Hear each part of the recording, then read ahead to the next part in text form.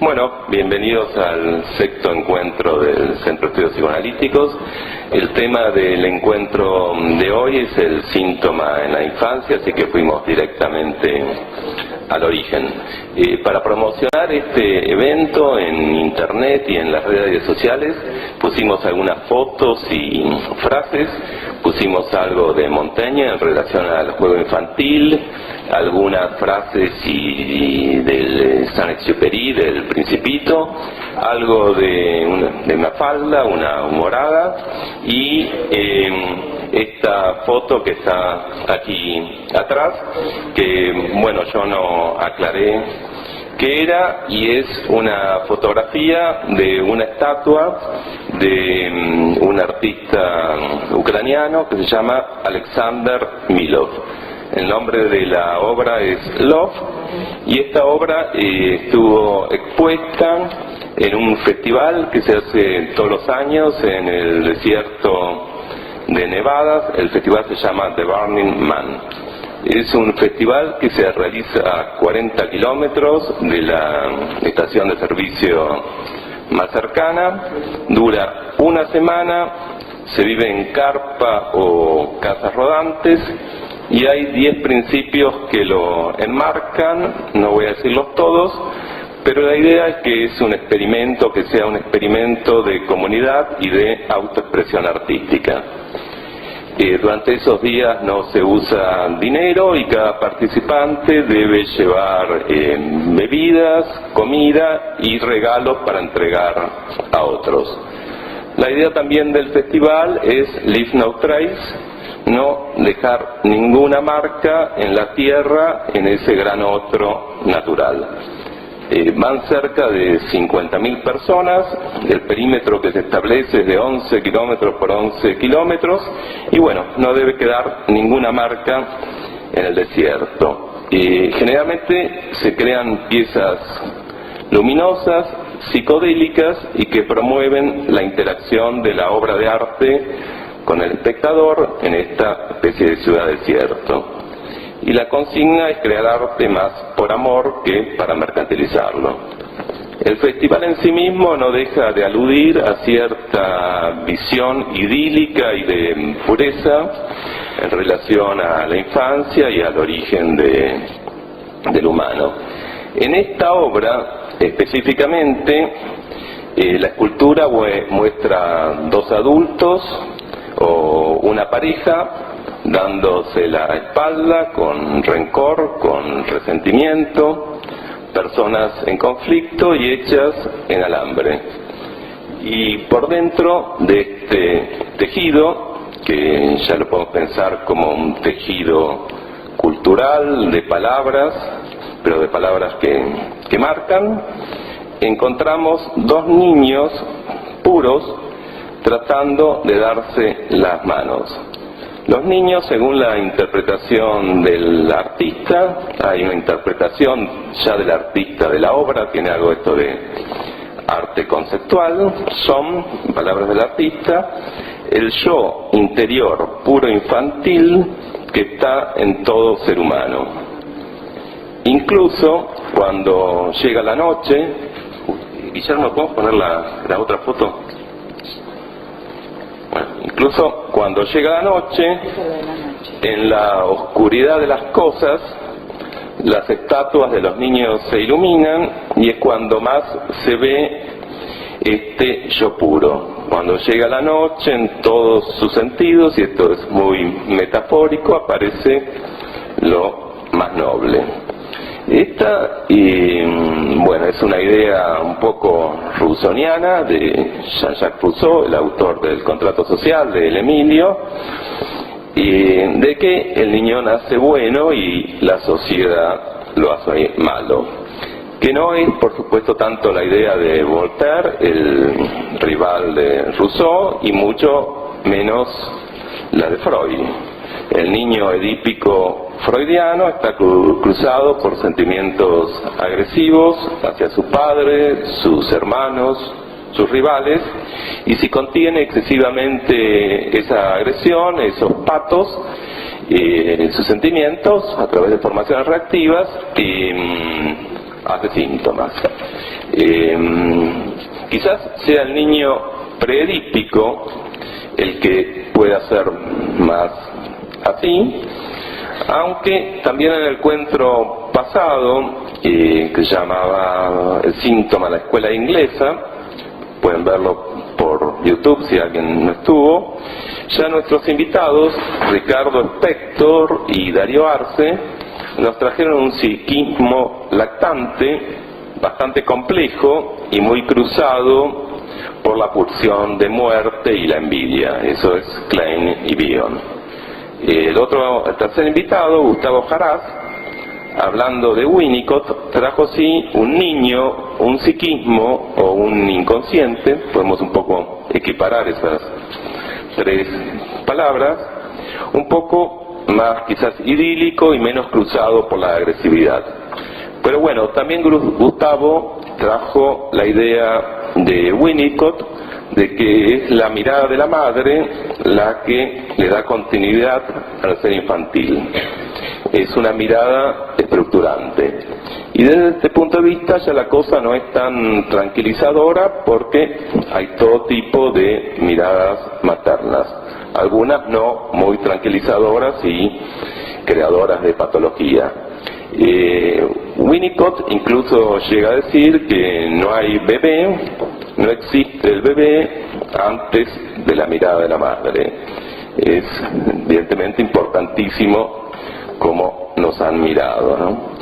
Pero bueno, más allá de la versión que da el artista sobre su propia obra, el niño interior bueno de cada ser humano, a mí me pareció que también la podíamos pensar como el niño, supongámoslo rusoniano, sin maldad, recibiendo o estando rodeado de un tejido, estos alambres, un tejido adulto de palabras que lo enmarcan, le dejan huellas, lo encierran, lo versionan, lo desbalancean hacia uno u otro lado y le deja trazos que no son fáciles de borrar. Esos trazos de los otros en nosotros, que se llamarán más adelante nuestros síntomas y que condensarán pulsión de vida y pulsión de muerte, goce. Por supuesto, es más fácil limpiar el desierto de Nevada luego de 50.000 personas que pasaron por allí que el psiquismo de un niño. Para eso, y no queda otra que muchos años de psicoanálisis. Sobre todo porque este tejido exterior, estos alambres, luego se vuelve interior y se lo lleva consigo. Podríamos quizás como agrandar las estatuas y, bueno, el tejido de alambres quedaría adentro. Acá, todavía con un buen psicoanalista, el niño podría escapar por alguno de los agujeros. Pero bueno, el síntoma del niño, bastante inevitable, también es una oportunidad para toda la familia, porque permite develar a través de la hora de juego lo que hay de verdad en la pareja parental. La hora de juego, bueno, fue trabajada y diseñada y mucho por Klein y por Anna Freud.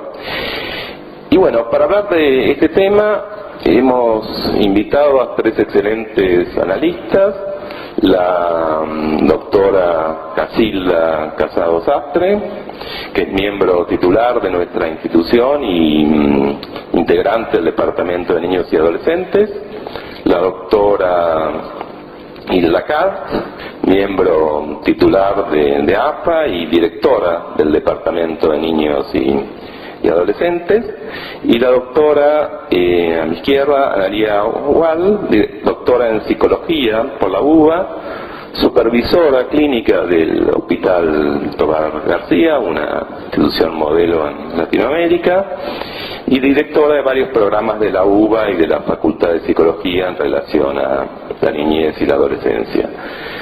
Pero más que invitarlas, bueno, por los títulos, las invitamos porque ellas no le dan la espalda a la infancia, al saber misterioso del niño, a lo que todo niño tiene por decir, como si hacen estos personajes de alambre, y las invitamos por la fineza de ellas y por el espíritu o la escucha refinada que tienen para abordar una temática tan sensible y tan delicada, casi sagrada, el síntoma en la infancia. Así que les agradezco que hayan aceptado la invitación y vamos a empezar por Casilda, por orden alfabético.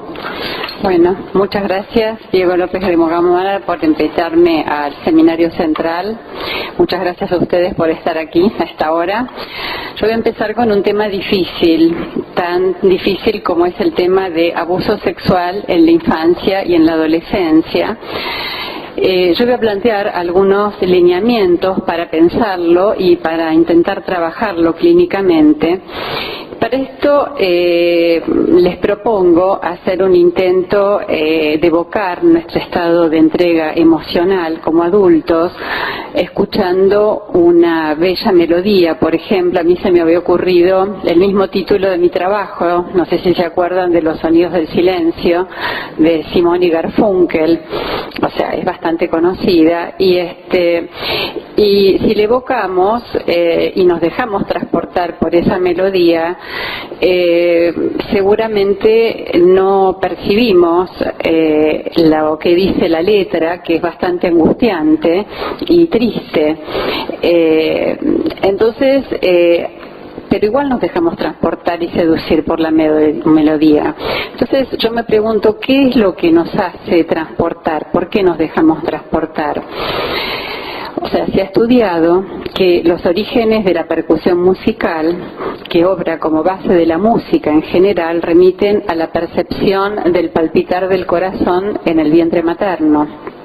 O sea que suponemos que nos dirigiríamos entonces a un lugar que suponemos de cálida protección. O sea, yo creo que sería probable que esta sea una emoción bastante similar a la que experimenta el niño, que se siente confiado frente a un otro previamente a ser abusado.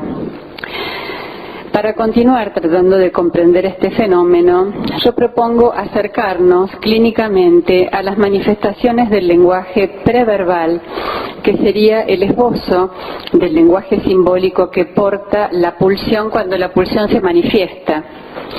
O sea, yo pienso que podríamos pensar que es igualmente lenguaje, porque se presenta a nuestra escucha psicoanalítica para dilucidar el decir del silencio, que deviene síntoma en los tempranos casos de abuso sexual. O sea, todo lo que no es nombrable nos es transmitido por el paciente. Y este particular fenómeno traumático pareciera remitir muy regresivamente a puntos de fijación realmente tempranos. Para poder comprenderlo, yo tomo tentativamente como concepto el de estar a disposición del otro o el concepto de disponer del otro.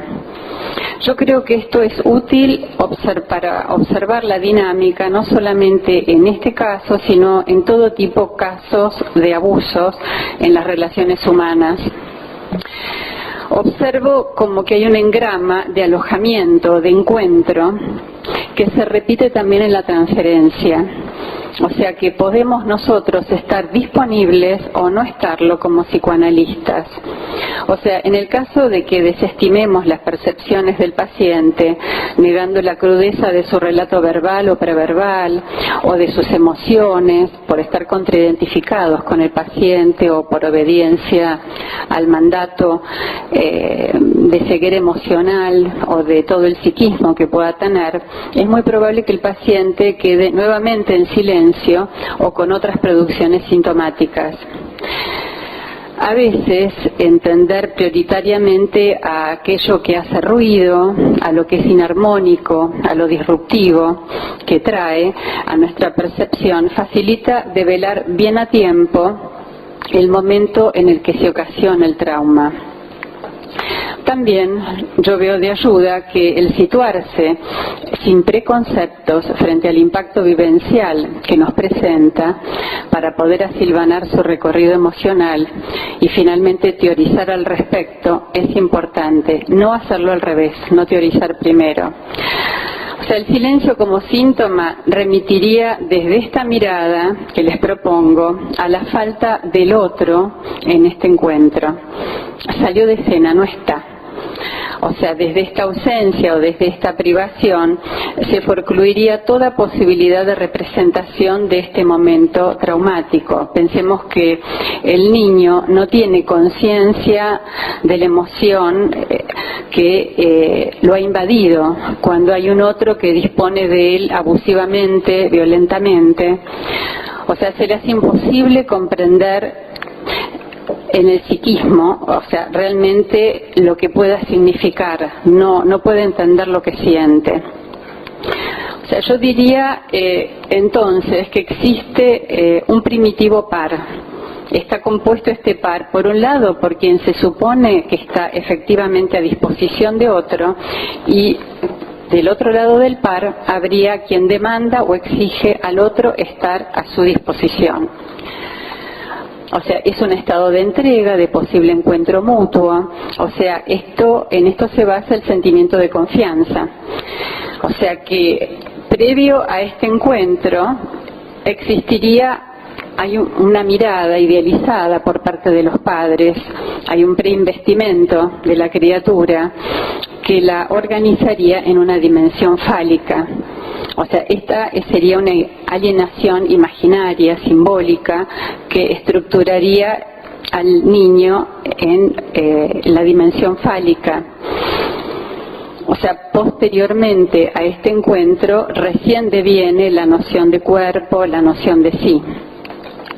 O sea, suponemos que como si el infante es humano, porta en sí, pre y post nacimiento, toda la constelación de los significantes que vehiculiza todos los deseos de los otros parentales, porta toda la cultura previo a que nazca, o sea, la cultura lo trasciende.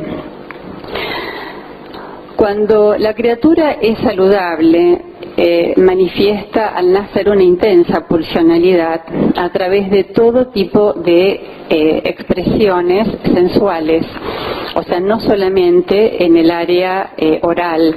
O sea, estas pulsiones son manifestadas a través de lo motriz, de lo sonoro, de lo auditivo, de lo táctil, de lo olfativo, de lo visual, senestésico, gástrico, genital, otras tantas, todas inferibles por un otro maternal que desea descifrarlo, darle sentido. O sea, le puede dar sentido porque esta madre o este otro maternal está atravesado por esta cultura. O sea, podría desde este lugar reinaugurar la erogeneidad promovida y promoviendo la simbolización de esta erogeneidad. Porque se expresa de este modo, es suponer, o sea, yo supongo, y o sea, todos, digamos, en la teoría, en distintas teorías, podríamos entender que el bebé trae como bagaje al nacer ya un lenguaje, una red erógena y zonas erógenas preinscriptas. Traería en su cuerpo no meramente lo biológico, sino que trae en ciernes el prearmado del cuerpo simbólico y sexuado para enhebrar, para significar. El lenguaje y las redes erógenas o las zonas erógenas, hay que recordar que se constituyen porque existe un hiato, una ausencia, una falta, en donde se interjuegan la satisfacción pulsional y la falta cuando no está el otro materno en lo real. de ese modo se constituyen. Yo propongo comprender al bebé sin privilegiar una zona erógena, sino desde su expresión perverso-polimorfa en acción. O sea, habría que pensar qué pasa si frente al estallido violento cuando el bebé nace, en estallido violento pulsional, no encontrase un interlocutor con quien identificarse para que lo resignifique. O sea, sabemos que la ausencia del otro materno puede darse por ausencia o por defecto, o sea, o también por exceso. O sea, habría una idea desde este lugar de una fijación arcaica en una carencia estructurada. Desde este lugar yo creo que es más comprensible comprender, o sea, ver cómo es la dinámica entre el abusador y el abusado. O sea, el niño o adolescente frágil, por muchos y variados motivos, buscaría repetitivamente un objeto a su disposición de este modo previamente nombrado. Pero el abusador no está a disposición desde este lugar. Como sabe del deseo del otro, porque ha padecido privación grave también, puede parecer que está dispuesto de este modo frente al niño, lo confunde. Secundariamente, se observa que a veces el abusador también está confundido, desmiente. Este escindido, por un lado, manipula al niño, preparando a veces con mucha antelación el terreno propicio para servirse de él, ganando su confianza. Es pura presencia monstruosa, la ha visto, la ha padecido también, es un otro maternal no sancionado, es sin límites. Por otro lado, es un niño inocente o una buena madre cuidándolo celosamente, acariciándolo, por lo que cualquier interpretación de mala intención por su exceso la considera como inadecuada o injusta. O sea, pareciera que desde la escisión y la forclusión de su propio momento traumático se identificaran masivamente con la deseada supuesta buena madre, pulsional, primitiva, sirviéndose de ellos.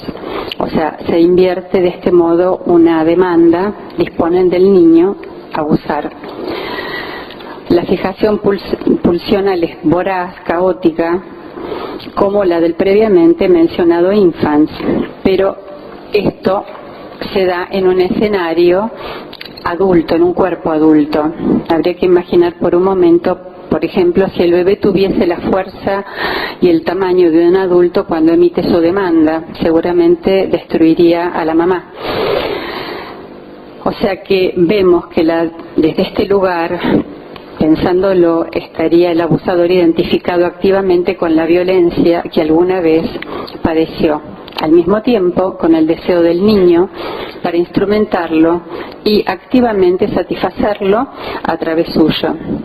Sería omnipotente porque ya nadie le haría faltar nada. Es ambos a la vez. Se adueña del niño, dispone de él, lo domina, demandando que lo satisfaga. Acá lo que aparece es la pulsión de dominio, claramente, pero expresada en el área genital. Bueno, hay mucho para decir, pero bueno, estamos cortos de tiempo. Yo pasaría directamente a un caso clínico que traje. Había traído dos, pero por razones de tiempo es imposible presentarlos. Traje un caso clínico de una chiquita de 9 años en donde se puede observar esto que he comentado. Cualquier cosa después, en el momento de las preguntas, podemos explayarnos. Es el caso Magdalena. Magdalena es una nena de 9 años, fue traída al tratamiento por su madre, el padre también intervino. La mamá era cantante, realizaba permanentes viajes, hacía giras muy largas desde que la nena era muy chiquita, y el papá, abogado, también sumamente ocupado, viajaba muchísimo. Ambos se habían separado cuando Magdalena tenía 3 años. Ella tenía un hermanito de 1 año en ese momento. Y Magdalena rechazaba profundamente la ausencia de la madre y del padre, lo manifestaba con frecuentes momentos de desconexión en la tarea escolar, por eso la habían traído a tratamiento. Y estos representaban viajes ilusorios para encontrarse con su mamá o con su papá. Y cuando ella se quedaba sin ellos, se quedaba cuidado de una abuela materna muy cariñosa, pero la nena no quería saber nada con sustitutos, no quería saber nada con que hubiese otro que la cuidase. Era una nena muy vivaz, inteligente, muy comunicativa, bastante desarrollada físicamente para la edad que tenía, se estaba acercando su pubertad. Su juego preferido cuando entraba al consultorio era disfrazarse, pintarse, vestirse, jugar a que era una cantante como su mamá. Y se mostraba sumamente cuidadosa y entusiasta en este esbozo identificatorio. Se ponía el ropaje de mamá, era mamá, por lo tanto la tenía, no la necesitaba tanto.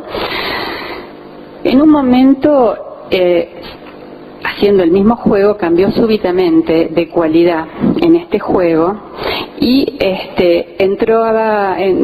fueron más o menos 4 sesiones en las que ella entraba bruscamente, se dirigía muy ansiosamente al canasto donde estaba la ropa, se la ponía de una manera muy tosca, le quedaban colgajos, lo sujetaba mal, con cualquier cosa que encontraba a mano, se sentaba en la sillita de espaldas a mí, a diferencia de antes, no cantaba, no hablaba, no dibujaba, nada, se quedaba en silencio. Así se quedó esa vez durante toda una sesión, como muy abstraída, gesticulando, sin poder hablar. Entonces a mí me pareció muy llamativo y le pregunté, ¿no? ¿Qué pasó? ¿Quién entró? ¿Dónde está Magda? Pareces otra. No me respondía. Así se quedó toda la sesión. En las sesiones siguientes hizo lo mismo al entrar, pero agregó un pintarrajeo en la boca especialmente, que más que destacarle las facciones, como hacía antes, le desbordaba los labios, después lo extendió hacia los ojos, el resto de la cara. Ya no era una nena que jugaba a ser mujer, era una caricatura grotesca de una identidad femenina, estaba como fetichizada. Esto es bastante común en todos los chicos abusados, estos enchastres. Insistía en darme la espalda, se sentaba en la sillita haciendo pivotear las 2 patas de atrás, produciendo una fricción y un movimiento de rocking. Se producía un clima muy feo, sórdido, de tensión, muy angustiante. Yo le repito que me costaba mucho reconocerla, que no parecía ella, ya que seguramente algo había sucedido. Le dije, hay algo que me querés decir, pero se nota que te asusta mucho, porque parece que tampoco vos entendés qué pasa. Es como sentir mucho, como un enchastre feo de tanto que sentí justo ahí en la parte donde estás sentada, moviéndote. Se volvió hacia mí, se dio vuelta muy enojada y con tono muy imperativo, emitiendo una voz así muy desagradable, gruesa, como intentando asustarme, me dice, cállate la boca, ¿no? Y me asustaba, ¿no? Me hacía acordar al personaje ese de la película del exorcista, ¿no? Yo le dije, me asustás, aunque debes sentirte muy sola porque me estás dando la espalda. Yo, ¿será que nadie puede verte? ¿Será que estás muy solita con todo eso que sentís? Más imperativamente y con muchos ademanes, digo, cállate la boca, todo el tiempo me decía, ¿no? Muchas veces, con la misma voz, cuando yo intentaba hablarle. Entonces le dije, claro, yo soy Magda. Y tengo que aguantar que alguien así se haya metido adentro mío, que viva así adentro mío y que me mande a callar. Me mira así muy conflictuada, como desconfiada, pero ya no me mandó a callar. Yo digo, pero eso no lo vamos a permitir. En la 4ª sesión, primero se disfrazó un poquito, pero fue, agarró un lápiz y con mucha dificultad pudo visualizar que el conductor del ómnibus del colegio le tocaba los genitales. Ella era la última de ser buscada y dejada en la casa y en el reparto de chicos, y el chofer del ómnibus le había propuesto enseñarle a manejar, y que para eso se tenía que sentar en el asiento al lado de él. Por supuesto pasaba lo que ella contó, y le mandaba a guardar silencio y le decía que nada había pasado porque eso no tenía que contarlo a los padres, etcétera. Bueno, esto por supuesto se avisó a los padres. Esta persona había sido desafectada también de su trabajo así súbitamente en otro colegio, no se había dicho nada. Bueno, o sea, este episodio así tan horrendo les hizo comprender finalmente que estaba, cuán frágil era esta nena, cómo se sentía expuesta. Se noticiaron del abandono en la que estaba, la que la dejaban, a pesar de que ella protestaba y no quería saber nada, y después se pudieron organizar para ejercer una función conjunta más eficaz. Y se turnaron para poder cuidar de sus hijos. Bueno, hay bastante más para comentar y decir, pero bueno, estamos a tiempo, así que bueno. Bueno, gracias Casilda por hablar de un tema tan sensible, tan difícil de hablar y delicadamente, sin hacer abusos del lenguaje. Está creo, fineza de escucha de la que hablaba antes ahora, y vamos a ver, preséntalo vos, Hilda. Sí, perfecto. Luego de este caso también presentado por Casilda, que realmente creo que todos le agradecemos y estamos muy conmovidos, es difícil pasar a otro tema, pero no es otro tema, en realidad es el tema, ¿no? Acá hay algo importante, que es la disposición del analista a escuchar al niño, que es lo que vemos en el caso que presentó Casilda, esa disposición a escucharla y sobre todo a no catalogarla. Trabajando hace muchísimos años con niños y adolescentes, yo trato de llevar a no catalogar a los niños, no hacer catálogos, sino poder escucharlos, como vemos que Casilda pudo escuchar este caso. Lo que yo voy a hablar ahora es justamente mis reflexiones sobre este tema, sobre el tema de los síntomas en los niños, y que, como dice Winnicott, todo niño que tiene un síntoma es un niño normal. Y me dice, ¿cómo es un niño normal? Sí, porque Winnicott tenía mucha experiencia, incluso en la Segunda Guerra Mundial, con Bowley, que cuidaban a chicos cuando eran los bombardeos, en lugares subterráneos, digamos, y ellos veían que los chicos que gritaban, que lloraban, que pataleaban y extrañaban a sus padres, después hacían una evolución bastante normal, digamos, después de la guerra. Pero aquellos chicos que aceptaban pasivamente todo lo que pasaba, que no lloraban, que no molestaban, que eran dóciles y buenos, eran los que en general se encontró la mayor cantidad de suicidios en la posguerra. Entonces él sostenía que un chico que tiene síntomas es un chico normal. Y el otro punto en el que me baso es que el concepto de Winnicott de los niños como parte de la organización antidepresiva de sus padres. Winnicott justamente tenía una mirada acerca de los niños como parte de la organización antidepresiva de los padres, que de alguna forma impedían que puedan incluir el potencial agresivo necesario, ¿no?, en el crecimiento de un niño, porque Winnicott decía que lo peor era la educación sentimental. La educación sentimental destruía la psiquis del niño, porque lo convertía en un falso self. Justamente era importante incluir la necesaria agresividad para la vida.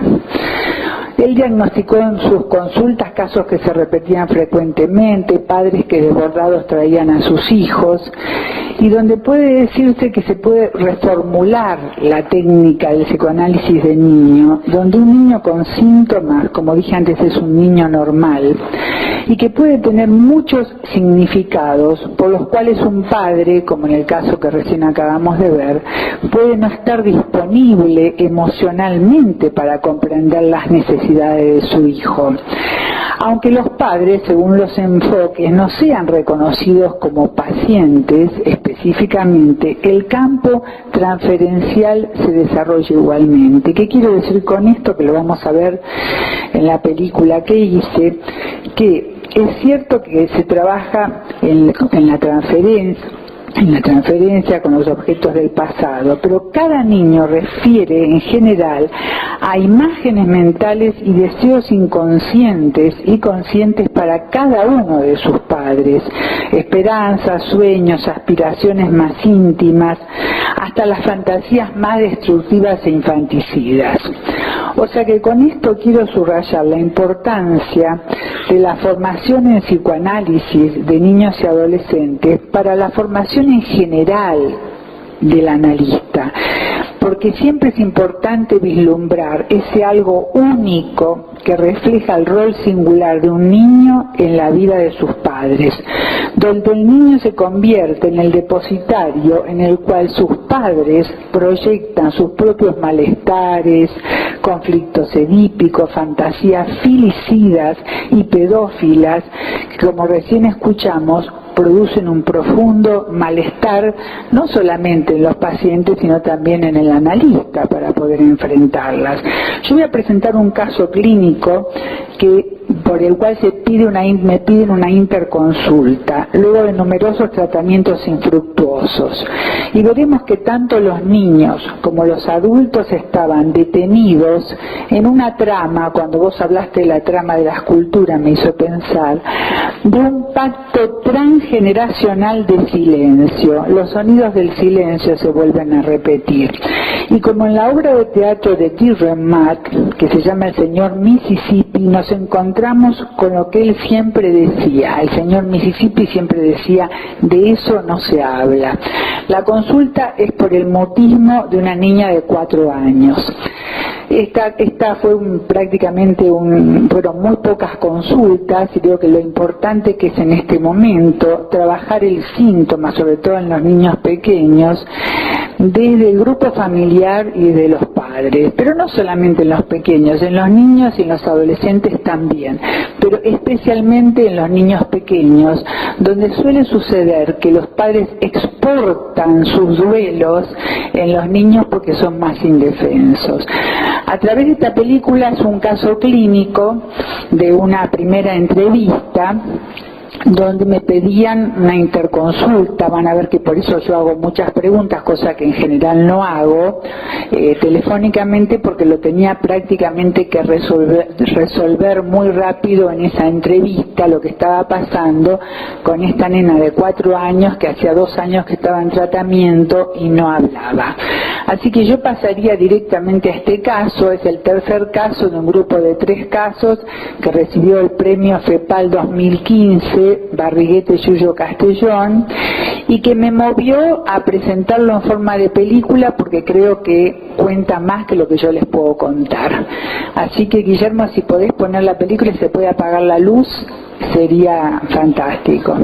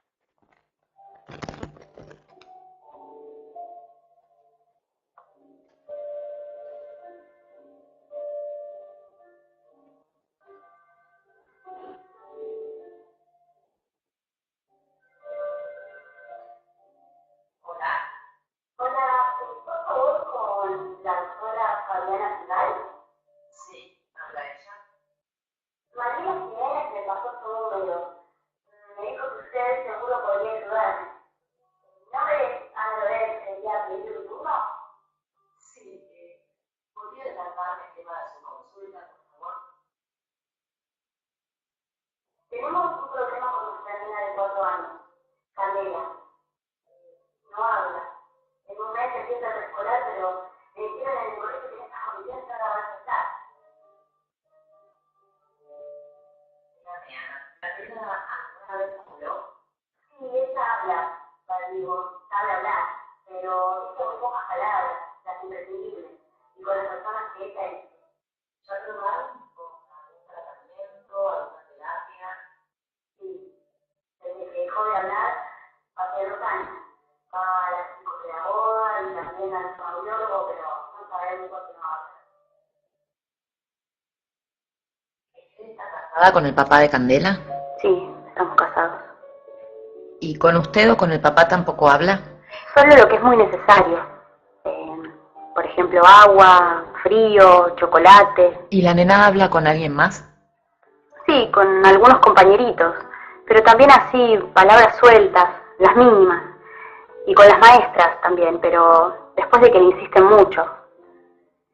¿Y a usted le parece que Candela entiende cuando le hablan? Sí, entiende todo. Yo me doy cuenta. Y me lo confirman sus maestras y las profesionales que la ven. La verdad que estamos desesperados porque no sabemos qué más hacer. Mi marido tiene miedo de que sea autista. Me gustaría verlos primero a usted y a su marido. ¿Pero no quiere que lleve a la nena? Primero necesito conocerlos a ustedes, para no exponerla a ella tanto.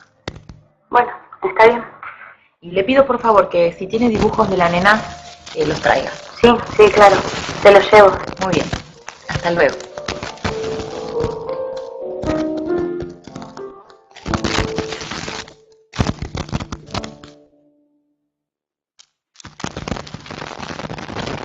Acá tiene los dibujos, doctora.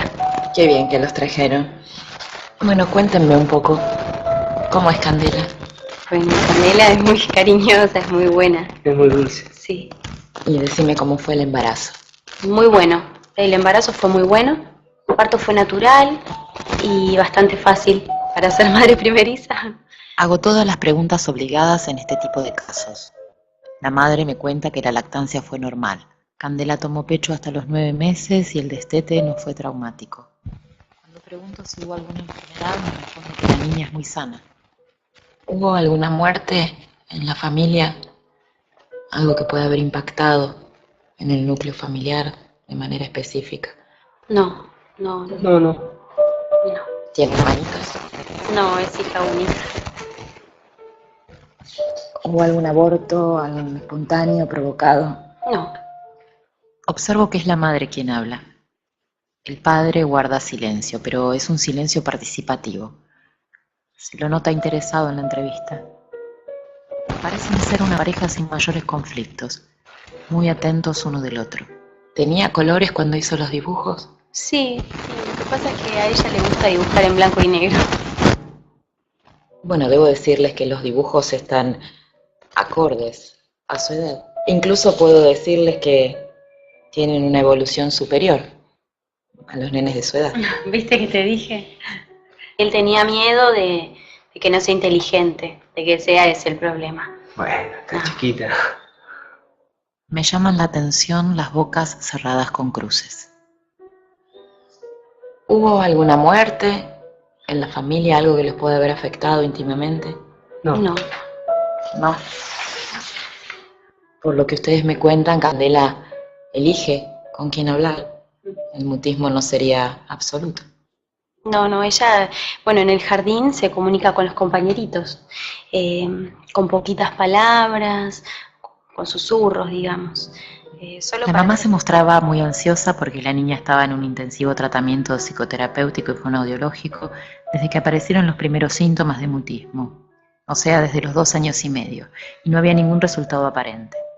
Les pedí que detallaran más los síntomas y pude especificar que en realidad el problema era que tenía que empezar preescolar y que se esperaba que tuviera una mayor participación oral a los fines de la lectoescritura y la preparación para la escuela primaria. ¿Qué pueden decirme de la familia ampliada? ¿Los tíos? ¿Los abuelos? ¿Con ellos tampoco habla? Bueno, con nosotros se comunica de forma escueta, digamos, ¿no? Pero después con el resto de las personas el mutismo es absoluto. Sobre todo con los papás de él, por ejemplo, no habla ni los mira. El silencio del padre me parecía elocuente en ese momento. Y de pronto tuve la impresión de que había un pensamiento buscando alojarse en la mente de un pensador en el espacio de la sesión, ya que en la aparente paz de mi tránsito de la escucha a la interpretación estaba alerta a que, como en el mito de Palinuro, la tensión crecía de manera subterránea. Como un flash aparecía en mi mente una imagen de la película Brasil, donde un padre que está jugando con sus hijos es aspirado por una máquina succionadora que atraviesa el techo y desaparece. Esa imagen no cesaba de aparecer en mi mente. Un hombre que por una mosca que cae en la máquina de escribir y cambia un nombre es buscado erróneamente y es chupado por un comando militar.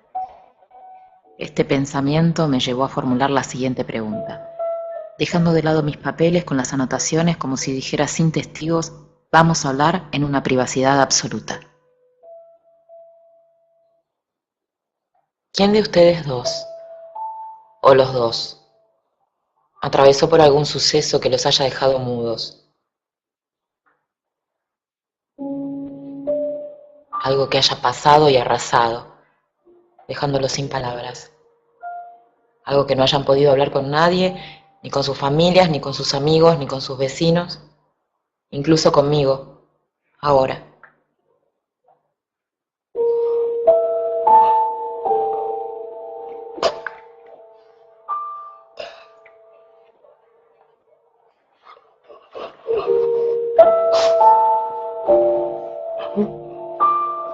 ¿Qué te pasa?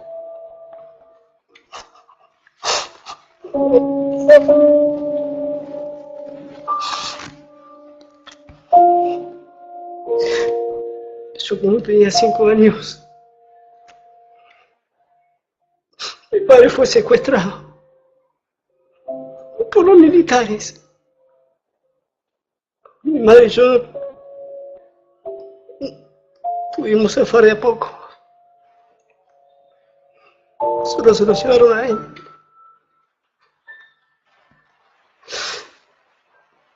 Cuando mi papá apareció años después, así de la nada, agarró su cosa, su familia y se fue a Europa. Menos yo, que me dejaron con mis abuelos en Buenos Aires para terminar el secundario.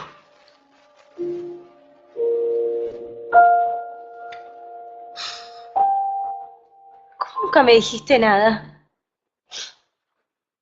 Nunca me dijo nada. No te dijo nada porque no pudo.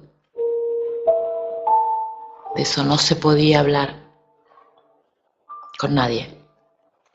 Ni en la escuela, ni con tus amigos, ni con la familia. Tenías que olvidarlo para poder sobrevivir. Por eso no te lo contó.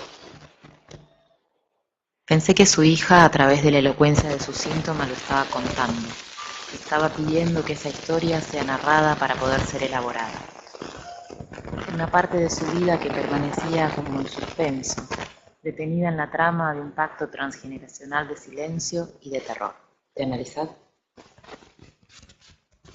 Sí. ¿Pudiste hablarlo ahí? No. ¿Pudiste hablarlo con tu padre? Sí. Pero no puedo. Nunca pude. Dice que lo que uno me va a decir es que fue un error nada más. ¿Te gustaría poder hablarlo con tu familia? Sí, pero es imposible. Nadie recuerda nada de lo que pasó. Ni una sola palabra, nada. Hay muchas cosas para hablar entre ustedes. Muchas cosas para hablar de las que no se habla.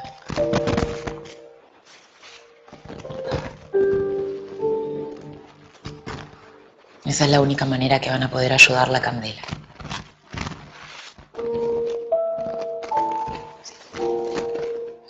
¿Qué hacemos, doctora? ¿La seguimos torturando a Cande para que hable? No. Ella puede darse el lujo de no hablar y que no la torturen por eso. Tienen que escuchar su silencio y respetarlo. Nos vemos la próxima. ¿La traemos? No, vamos a seguir charlando entre nosotros. Después de la primera entrevista familiar, Los síntomas de Candela remitieron rápidamente, y el trabajo se llevó a cabo de manera casi exclusiva con sus padres. Candela hizo luz sobre el dolor oculto y secreto que ahogaba a su padre, y volvió a hablar, porque él habló.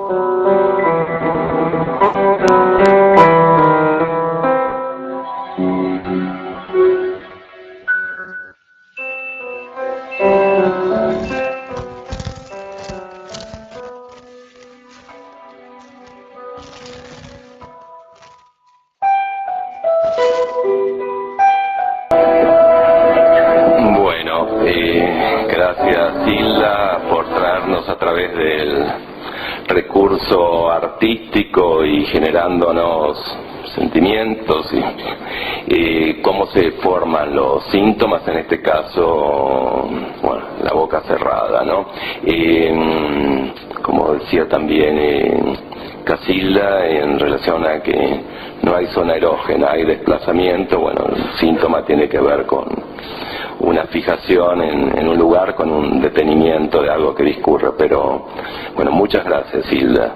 Y ahora pasamos después hablamos de tu película, pasamos a Analía Walda.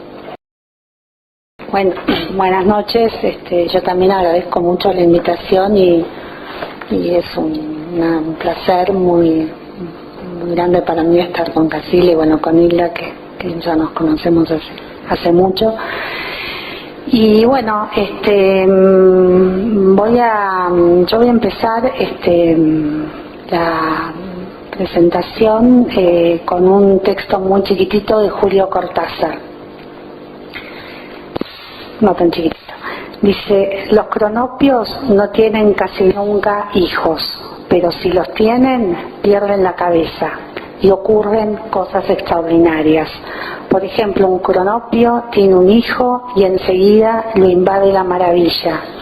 Y está seguro de que su hijo es el pararrayos de la hermosura y que por sus venas corre la química completa, con aquí y allá, istas llenas de bellas artes y poesía y urbanismo. Entonces este cronopio no puede ver a su hijo sin inclinarse profundamente ante él y decirle palabras de respetuoso homenaje. El hijo, como es natural, lo odia minuciosamente.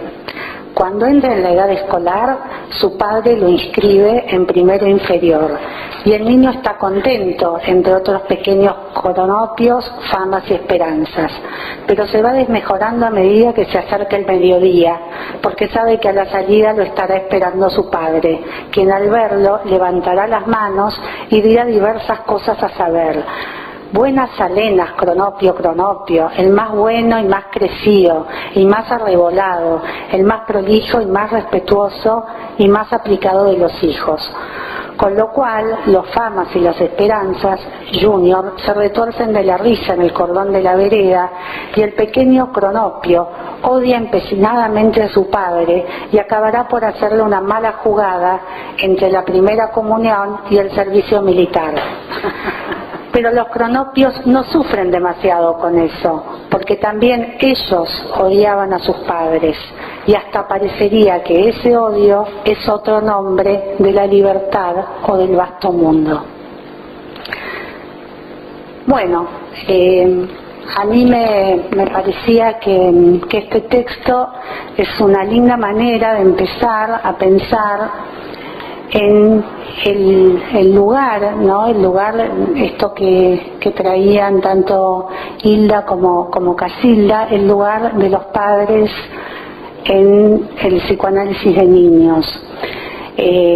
Yo opté por retomar algo de los textos clásicos de Freud, y porque me parecía que lo rico de este texto de Cortázar es que toma distintas dimensiones, ¿no? Está por un lado lo que podríamos llamar la dimensión simbólica, esto de que está en los textos de Freud clásicos del complejo de Edipo, de la sexualidad femenina, donde se dice que un niño se engendra a partir de ecuaciones simbólicas, a partir de una historia edípica de los propios padres, que llegan a partir de ciertas transformaciones o mutaciones en relación a sus propios deseos a engendrar un hijo. Por eso ese hijo se va a inscribir en una cadena de filiación, en un orden simbólico. Por otro lado hay una dimensión que podríamos llamar imaginaria, ¿no? Que tiene que ver con lo que trae Freud en la introducción del narcisismo, que es esto de un niño en este lugar que Cortázar dice, el padre lo mira arrebolado, ¿no? Que tiene que ver con que un hijo es convocado a cumplir con los ideales, las frustraciones, a componer algo de ese ideal perdido de la propia infancia de los padres, su majestad del bebé, ese lugar de joya que viene a tener ese niño. Y por otro lado también hay una dimensión más pulsional, más ligada a esto que trae como el odio, ¿no? Que por ahí es la parte menos vista. Me parece que la trajo Casilda y la trajo Hilda con las cuestiones pedófilas, las cuestiones filicidas, no solamente, digamos, ¿no? Pero que tiene que ver con, básicamente con pegan a un niño, con el niño como objeto del fantasma de los padres. Como niño, esto se ve en patologías graves, niño como objeto de un goce pulsional de los padres. O digamos en casos de abuso intrafamiliar, ¿no es cierto? Bueno, con todo eso se las tiene que ver un niño cuando nace, digamos, ¿no? Entonces el niño es convocado a diversos lugares y va a tener que producir una respuesta, ¿no? Entonces lo que nosotros vamos a decir es que una de esas respuestas es la vía del síntoma, no es la única respuesta, ¿sí? Y que por otro lado, que pueda responder no está garantizado, ¿sí? Nosotros recibimos consultas de padres que van a hablar del malestar que ellos tienen, del malestar del niño, pero es el niño de los padres, es el niño de la escuela, el niño del médico, el niño del neurólogo. Nosotros vamos a tener que construir con el propio niño en transferencia cuál es la respuesta subjetiva, cuál es el malestar propio de ese niño, cómo se las ha arreglado, y cuando digo cómo se las ha arreglado tiene que ver con el arreglo, con sus propias pulsiones, para producir algún tipo de lazo con el entorno, con los padres, con la soledad, con la noche, ¿cierto? Que le permita algún tipo de habitar el mundo, habitar su cuerpo de un modo que implica un lazo con eso que lo antecedió a su nacimiento. En ese sentido, una autora como Sylvia Bleichmar, ella diferenciaba bien, digamos, entre esto que llamamos la estructura edípica de partida, o sea, esto que es con lo que nos encontramos en el discurso parental, de la respuesta subjetiva del propio niño.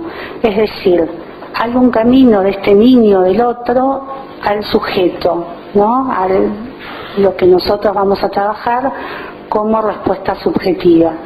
En ese sentido hay un primer movimiento, o sea, porque a mí lo que me parece interesante de autores como Sylvia Bleichmar es que planteaba justamente un trabajo de metabolización, ¿no? Piera Ollani habla de metabolización, Silvia lo seguía más a la plancha y hablaba de metábola, entre esto que hay como estructura de partida y aquello que se produce como respuesta psíquica en el propio niño, ¿sí?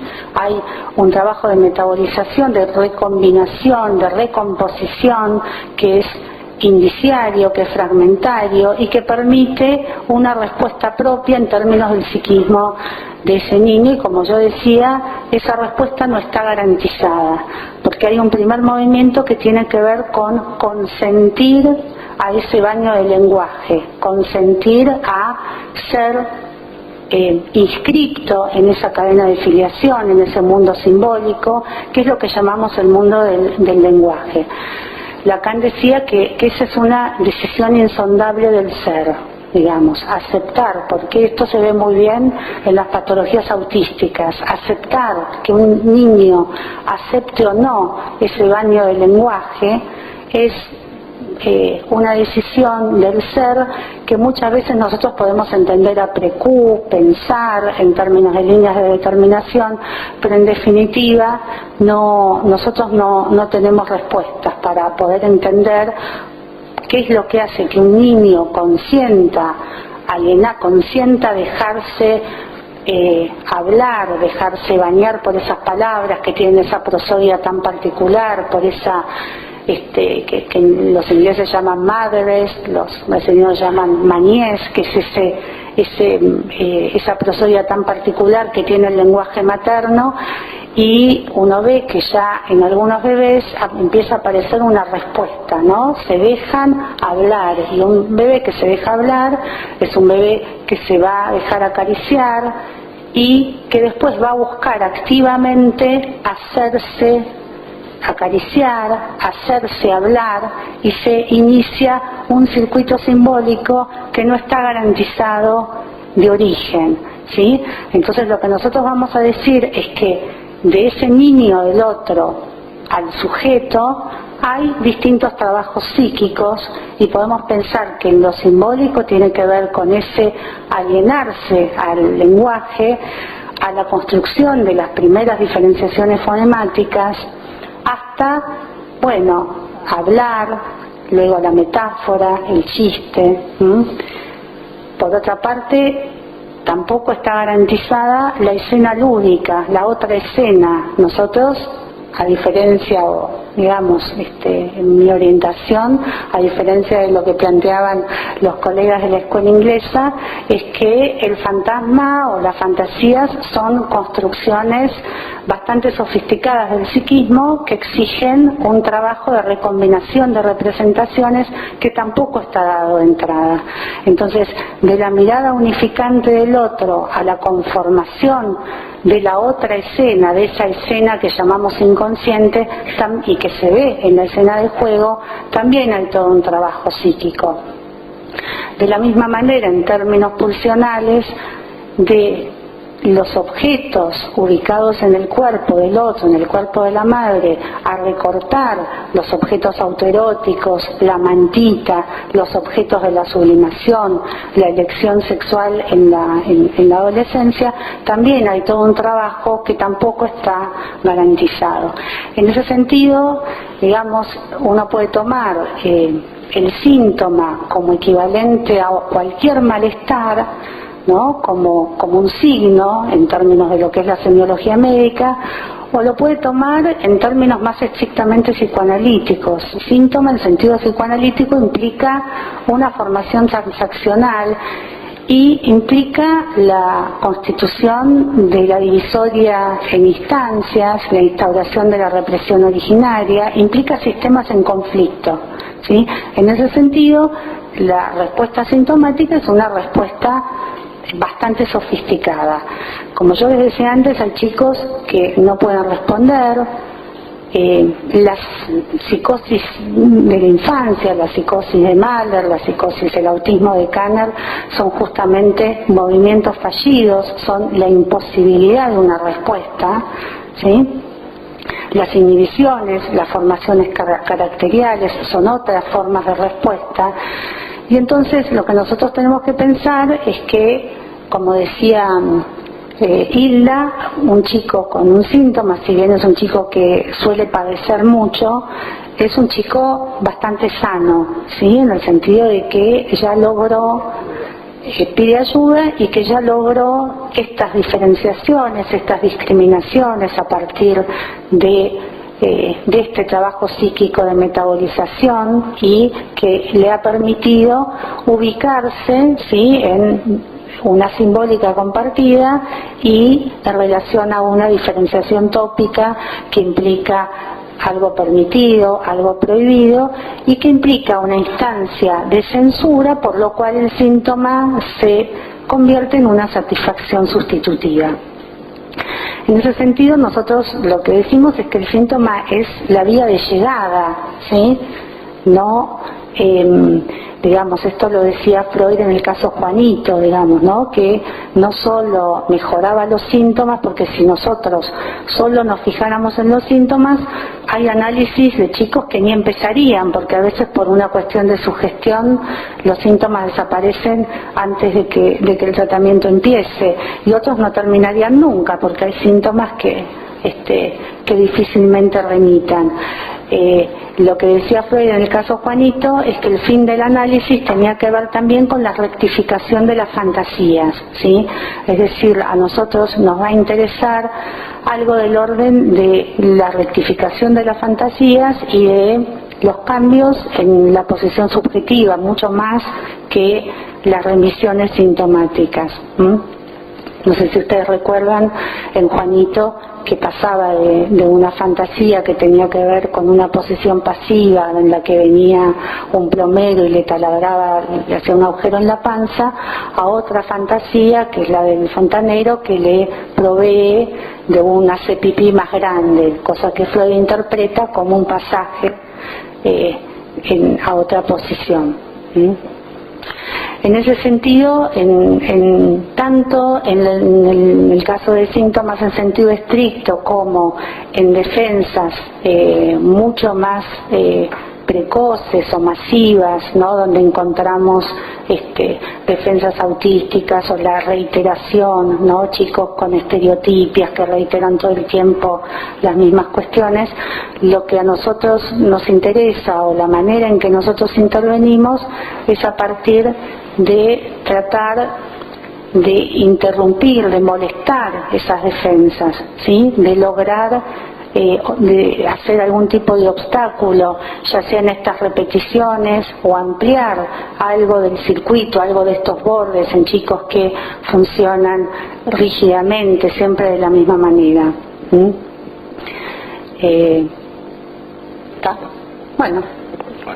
Bueno, después cualquier cosa seguimos con preguntas. Gracias.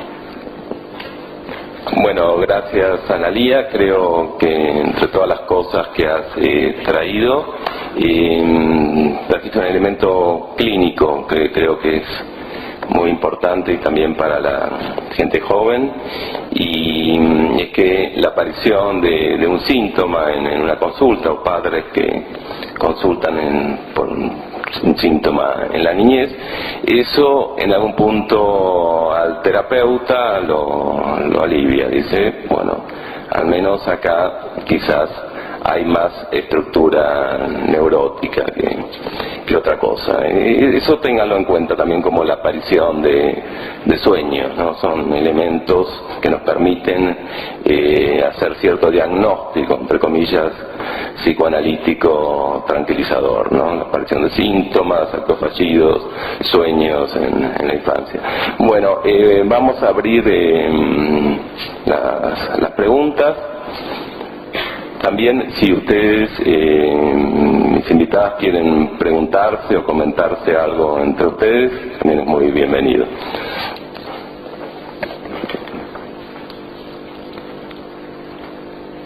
Preferimos escuchar las preguntas del público, en principio. Bueno, a veces tardan un poco en venir. A ver, allí hay una pregunta. Sí.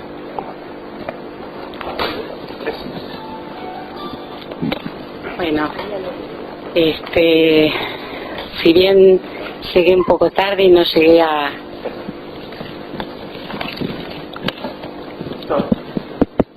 No, anda. Seguimos en silencio. Hola. Llegué un poco tarde, decía, y no llegué a escuchar las palabras de Casilda. Me resultó muy interesante por ahí contrapunto para plantearlo de alguna manera entre lo que presentó Hilda y lo que presentó Analía, ¿no? A lo largo de todo el ciclo me parece que el tema del síntoma está como reconfirmado por el niño que otra vez nos viene a lidiar con sus síntomas, ¿no? en alguna medida. Pero también me gustó este planteo de que, por ahí no sé si vos lo trajiste con este término, Analía, pero todo el trabajo previo que hay, y que no hay que darlo por supuesto, entre el niño y el sujeto de la transferencia, el sujeto niño con el que nosotros trabajamos como psicoanalistas, y con lo cual nos desmarcamos de otras disciplinas realmente que también hacen un gran aporte a la salud, por llamarlo de alguna manera, de los niños, ¿no? Esto que vos traes de que no se da por sentado, ¿no? Que un niño hable, que un niño aparentemente juegue o sea un sujeto con esta otra escena conformada y con con una escena dentro de un fantasma armado con sus padres, ¿no? Eso. Bueno, muchas gracias por la intervención. Vamos a escuchar otra pregunta, después eventualmente allí.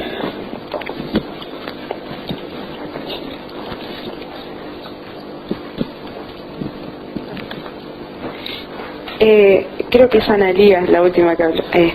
Me llamó la atención esto de ¿a qué te referís con molestar las defensas, con hacer obstáculo ante la rigidez? Bueno, ¿alguna otra intervención?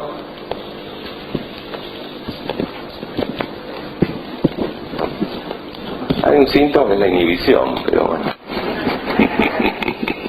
Bueno, si quieren contestar.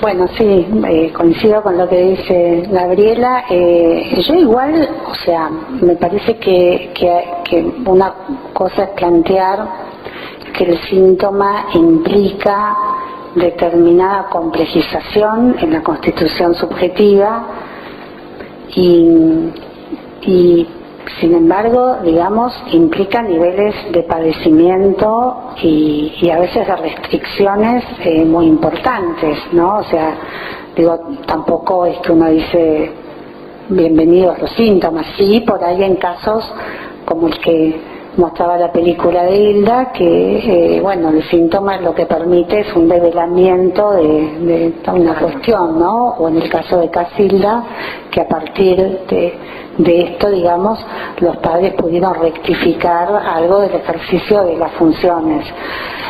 Pero si no, digamos, el síntoma en general tiene niveles de sufrimiento importantes, ¿no? Las fobias, los miedos, las inhibiciones en la escuela, digamos, las inhibiciones secundarias a síntomas por represión, digamos, genera como cuestiones de bueno, en general, además, como pasa en Juanito, el síntoma muchas veces no previene la angustia. Entonces, la verdad que digo, tampoco, digamos, qué bueno el síntoma, ¿no? Lo que sí es cierto que implica formas de organización del psiquismo como vía de respuesta a cierto arreglo con el entorno, como bueno, permite un tránsito que no permiten otros tipos de respuestas.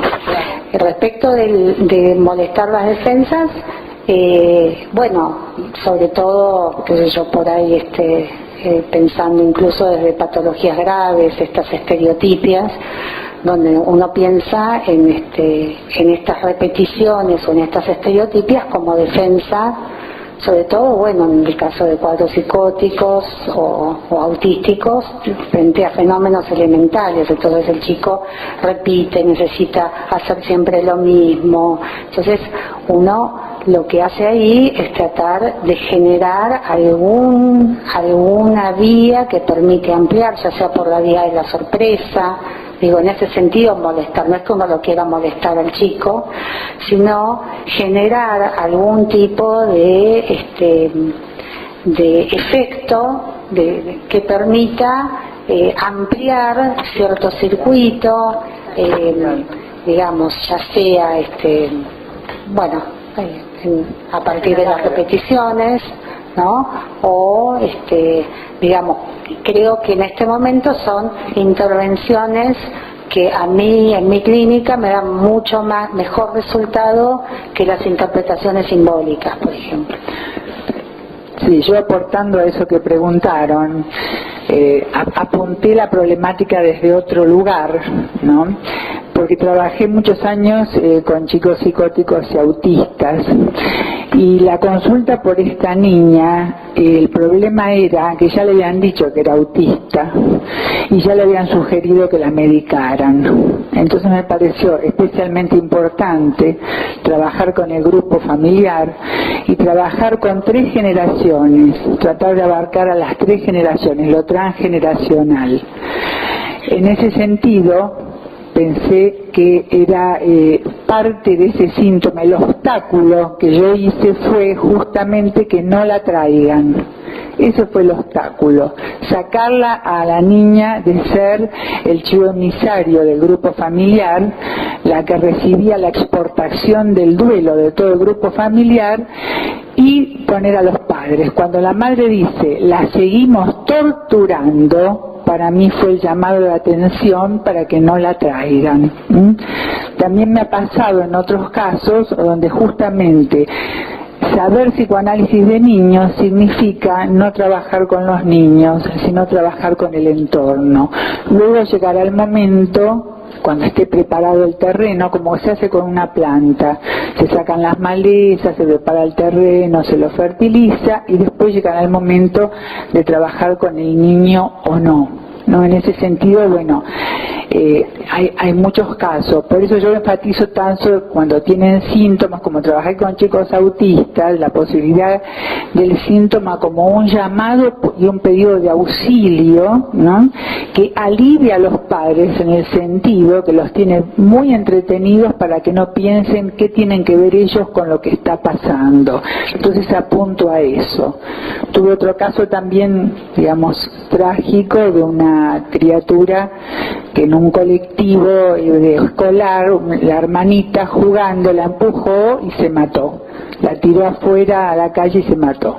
En ese momento vienen los padres, yo trabajé muchos años en el hospital de niños, eran colegas, desesperados me dicen, traemos a la hermanita, digo, no, yo no la voy a ver nunca, pero ¿cómo no la vas a ver nunca? Voy a trabajar solamente con ustedes, porque si ustedes la traen, yo soy el juez que la condena por asesina, y lo que sucedió no es culpa de ella, es culpa de la desidia de los adultos. Y a partir de ahí, hace muchísimos años, salió una ley que los colectivos escolares no pueden ir sin un ayudante que cierre la puerta de atrás cuando bajan, o que bajen por adelante.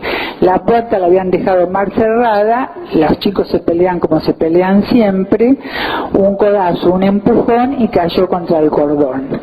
Y entonces así fue como trabajé exclusivamente con el grupo familiar y la integré a la niña luego de 2 años, pero la niña iba mejorando cada vez más, porque estos padres no habían perdido una hija, si la traían perdían 2, porque el odio que sentían por esa hija, ya que vos hablaste de los cronopios, era un odio tan intenso que en el único lugar donde lo podían metabolizar era en el tratamiento conmigo, donde lloramos todos, y luego de 2 años se fue integrando, pero siempre en grupo familiar, tenía 7 años, postergando la posibilidad de que se analice cuando entrara en la adolescencia, que seguramente lo iba a necesitar.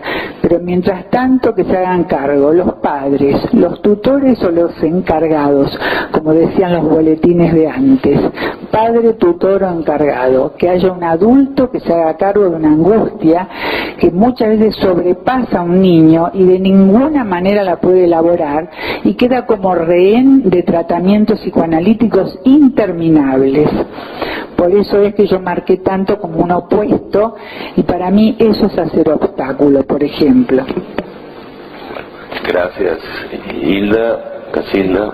Bueno, yo comentaría un poquito esto de la pregunta. Me quedé pensando que cuán importante que es percibir el inconsciente del otro, sentirlo, y desde ese lugar realmente valerse de lo que a uno le parezca importante, valerse como para hacer hablar aquello que se presenta como síntoma. Yo me estaba acordando de que, por ejemplo, Betty Garma, me acuerdo que a veces usaba técnicas, ¿no? Decía, había chicos que, por ejemplo, no se le entendía nada, o ella no entendía, de repente entonces hacían el aire, decía, ¿me lees esto que vos estás diciendo? Y el chico no se entendía y de repente hablaba. Bueno, y así varias cosas. Yo, por ejemplo, en otro caso que traía, usé un test de Rorschach en una paciente que después de 2 años de negarme sistemáticamente una temática, o sea, ella tenía un problema en cuanto al abordaje del aprendizaje.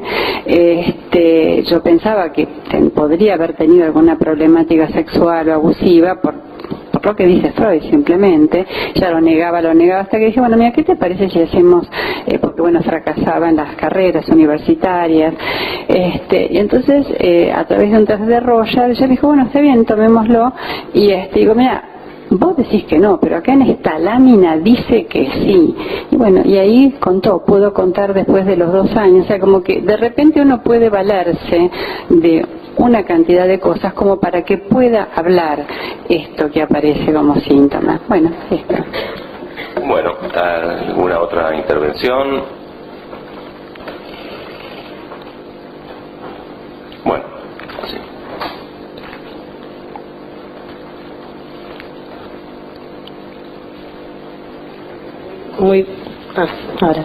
Muy buenas todas las ponencias. Bueno, quería transmitir algunas preguntas que me surgieron a Analía, ¿no? ¿Qué diferenciación vos dirías en relación al trastorno y al síntoma en una era que estamos en la era de todos los trastornos del DSM-4, DSM-5? Y bueno, me gustaría que nos cuentes un poco. Después, bueno, a Hilda le iba a preguntar por qué no trajo a la niña, por qué no la escuchó a la niña en vivo y en directo, pero bueno, algo respondiste, pero igual me gustaría saber si vos, que sos analista de niños, no le das un lugar a la escucha del niño, porque si bien es importante la escucha de los padres y todo lo que vos dijiste, coincido, también coincido con Casilda en relación a esto de escuchar, ¿no? O observar qué es lo que el niño nos está diciendo, que en el caso de tuyo, Casilda, me interesaría que sintetices un poco, porque por el caso clínico que trajiste, y creo que algo dijiste en lo que escribiste, de cuáles son las señales que pueden generar una cierta vulnerabilidad en un niño para tener condiciones propicias para ser abusado. En el caso del caso clínico que vos mostrás, parecería que esta chiquita había como una ausencia de escucha y una ausencia concreta y real de los padres, ¿no? En donde cuando hubo un adulto que en transferencia la miró, la observó y a la nena, o sea, que no fue solo a los padres, pudiste así llegar a un punto nodal que podría haber quedado silenciado toda la vida. Bueno, eso. Bueno, gracias por la pregunta. ¿Querés contestar? Bueno, sí, esto que vos decís fue un poco lo que mi punto de partida como para producir una diferenciación entre lo que es la vía sintomática y, digamos, lo que Silvia planteaba como el trastorno, ¿no? Como el síntoma que es tan importante en clínica de niños, porque, digamos, esos movimientos de estructuración por ahí en clínica de adultos ya no son tan importantes, pero ella los planteaba como movimientos reales y nosotros lo vemos, o sea, vemos niños en donde predominan destinos pulsionales como transformación de lo contrario, vuelta contra la propia persona, que son previos a la represión. O sea, nosotros, si bien son tiempos lógicos, los podemos jalonar y pesquisar y a partir de ese diagnóstico es la orientación del tratamiento. Yo creo que esto que trae Hilda, a mi modo de ver, es muy válido para casos de síntomas de los chicos. Ahora, la verdad que a veces sin un diagnóstico es muy difícil pescar si justamente hay que trabajar como muy rápida y muy intensamente para aprovechar esos años de infancia para que el chico pueda producir una respuesta, digamos, ¿no? Cuando hay un obstáculo a nivel de trastorno.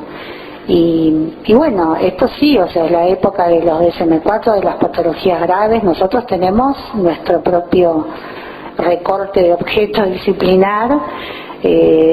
Yo creo que el psicoanálisis culpabilizando tanto a los padres no fue una buena estrategia para pelear el ámbito a las neurociencias, al paradigma neurobiológico. Y creo que sí, yo insisto en que hay cuestiones que tienen que ver con decisiones insondables del ser, que van mucho más allá de los padres. Hay padres que nos parecen tremendamente patológicos y sin embargo niños que pueden producir respuestas más en la vida sintomática, y padres que no nos parecen tan patológicos y sin embargo tienen chicos con patologías muy graves. Gracias, Analía. Quizás esto que decís tenga que ver con que cierta no encuentro entre los padres, una posibilidad de... Los chicos crecen y se desarrollan en los intersticios de los padres también. Eso me parece que es importante tenerlo en cuenta. Yo quería señalar que justamente la verdadera escucha de un niño es escuchar el rol singular que tiene ese niño en la mente de sus padres, como dice Peter Bloss. Yo supervisé bastantes años con Francis Tastin trabajando con chicos autistas, y le dije que yo trabajaba con los niños autistas en binomio con la madre todo el primer año, e incluía al padre si era posible, y ella me dijo que estaba totalmente de acuerdo, que no lo hacían en Londres porque en general los chicos que ellos trataban eran chicos de la realeza y no podían hacer intervenir a los padres, digamos, en el tratamiento, y aparte que Melanie Klein no lo admitía, pero que ella y Margaret Mahler estaban totalmente de acuerdo en trabajar de poder establecer una simbiosis con la madre, esa simbiosis que no pudo establecerse en el inicio de la vida, ¿no? O sea que desde siempre, y con Raquel Solfer, que trabajábamos la hora de juego a ciegas, o sea, ver un dibujo y a partir de ese dibujo poder deducir la edad del niño, el síntoma, qué le pasaba, el sexo, todo, nos hacía trabajar muchísimo. Entonces vengo, digamos, de esa orientación donde la verdadera escucha no pasa por la palabra escucha, sino por saber qué rol singular, como dice Peter Bloss, tiene ese niño en esa familia, qué está significando para sus padres. No nos olvidemos que Winnicott dice que el niño es parte de la organización antidepresiva de los padres, como también lo fue él, Winnicott, de su propia madre, que lo dice en un poema que lo escribe después de los 60 años. O sea, que poder partir de ese rol singular y después así darle un verdadero espacio para que ese niño se pueda desarrollar. O sea que nunca, al contrario, yo he trabajado con niños psicóticos todos los días, pero siempre también incluyendo el binomio con la madre, con el padre, con el grupo familiar ampliado, el niño dentro de su entorno, porque todos tienen que seguir trabajando en la casa con ese niño, y entonces eso les permitía seguir sosteniendo y no sentirse excluidos, porque para los padres es muy doloroso, como decían ustedes recién, sean como sean los padres, es muy doloroso, digamos, reconocer o dar su parentalidad a otro, ¿verdad? Es decir, hay que reconocer que hay un dolor narcisista muy grande en los padres. En ese sentido, siempre incluirlos con una mirada como la que tenía Lebovici. Lebovici, que trabajamos con él entre los 0 y los 3 años, psicopatología del bebé y su familia, trabajaba con la familia y el bebé bebé. Entonces lo primero que decía cuando entraba, le decía: los felicito porque han venido a consultar. Entonces ya de ahí los padres se sentían totalmente integrados. Después empezaba, como se dice, a ir diciéndole lo que tenía que decir. Pero ante todo los felicito porque vinieron a consultar, porque podían no haber venido. Es decir, así que yo creo que eso también constituye una escucha del niño y su familia. En ese sentido es que lo remarqué. Es decir, entrando al revés, digamos, ¿no? Trabajando al revés. Porque yo he visto muchos tratamientos que no terminaban nunca y realmente era muy doloroso tanto para el niño como para su familia, e incluso en los adolescentes también, donde el adolescente es depositario y queda como el objeto transicional de los padres. En vez de ofrecerle al niño, al adolescente, al niño un objeto transicional, es el niño el objeto transicional de los padres, que se quedan suspenso, fluctuando, como dice Giovannetti, entre la vida de los dos. Y en ese sentido considero que hay que tener una mirada más amplia. Muchas gracias igual por todas las preguntas. Bueno, Casilda. Bueno, con respecto a tu pregunta, Angélica, yo no creo que haya un solo determinante. Yo me basé básicamente en un planteamiento intrapsíquico. O sea, a mí me sirve mucho pensar esta situación de el estar a disposición de y la carencia de, o sea, no se podría decir que es una situación única. A mí me parece, por lo que he visto, que es una carencia y un no encontrar un otro a disposición de él o ella en forma constante y repetitiva a lo largo de la historia, especialmente en los primeros momentos, pero sabemos que hay que mirar cada caso porque, bueno, depende mucho de las series complementarias de ese chico. Y también creo que es muy importante también el determinante cultural. O sea, si vos, en nuestra cultura judeocristiana, donde la obediencia a los padres y donde toda esa orden patriarcal ha sido sumamente impuesto a lo largo de siglos, ya tenemos una respuesta. Imagínate si nace también el chiquito en una cultura en Oriente o en África, donde digamos el abuso está permitido en algunas culturas, la clitoridectomía, etcétera, etcétera. Bueno, o sea, como que hay una cantidad de predisponentes. Yo me estaba tratando de centrar básicamente en lo intrapsíquico, pero a mí me resulta sumamente útil esto de el estar a disposición de y del niño buscando siempre ese otro frente a la carencia de quien esté dispuesto de este modo, dado una gran fragilidad.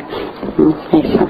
Bueno, gracias Casilda, muchas gracias a los tres y vamos a dar por terminado el encuentro. Muchas gracias a los cuatro. Algo que quería comentar es que el próximo encuentro va a ser, sobre la terapéutica del síntoma, y no va a ser el primer jueves de octubre, sino el segundo.